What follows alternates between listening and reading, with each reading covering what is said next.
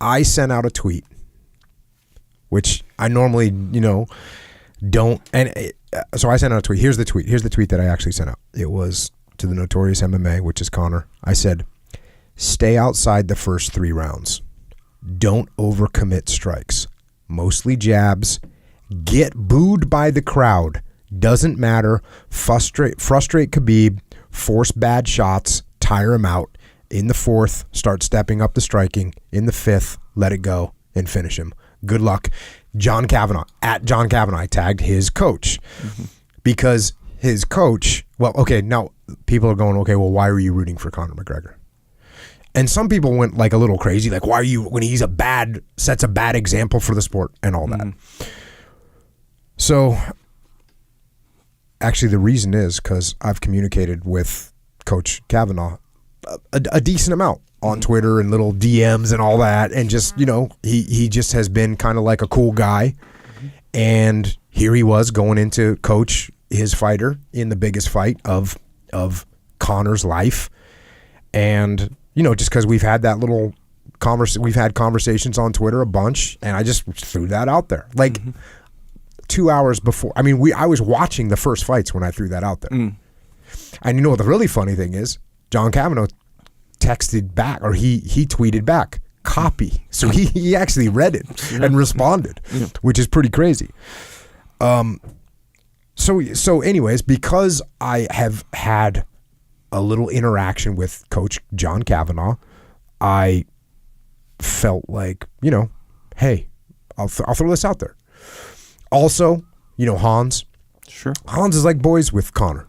Right? And Hans is my boy. Yeah. So I was, that association. There's association. I'm going to be like, hey, Hans is my boy, and he has been for a long time, and he's bros with Conor. And so I just, again, so people are, why are you voting for this guy when? So there's that whole thing. Now, the other odd thing about this is you have a striker versus a grappler. Who do I root for in a striker versus a grappler? I always root for the grappler, and I know that factually and statistically the grappler has the advantage, because grappling versus striking, the grappler wins most of the time.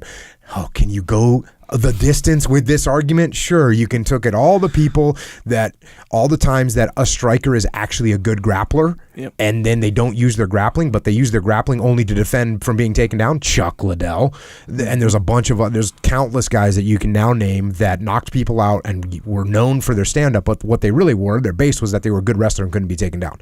So, but generally, striker versus grappler, the striker, and this is what I talk about from a self-defense perspective, right? If you're a good striker, then that means you can run away. And if you're a good grappler, once you get a hold of someone, you can defeat someone that has good striking. Here's the thing that people don't understand. In order for you to punch someone, you have to get close enough for them where they can take you down. You have to get into their takedown range. The red zone. You have to get in the red zone. So once you're in the red zone, you can get taken down.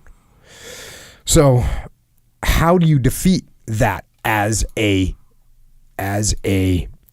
striker? How do you defeat a really good grappler? The way you do it is by doing what I just said. You stay on the outside. You touch person up. You don't overcommit to your strike, because the harder, this. How many rounds have you done of MMA sparring? Countless. Okay, me too. So when I would be going against a striker, the harder they throw at you, the easier it is to take them down all day long. And when I'm going against a wrestler that I don't want to get taken down against, like I used to do this to Dean and just frustrate him, not commit to any punches, not throw any kicks at all, sit there and jab and run away for basically 2 or 3 rounds. And even Dean, who's a far superior wrestler to me, he would have a very, very hard time taking me down. So this is a legit strategy. The reason I know it's a legit strategy is because people have used it against Dean.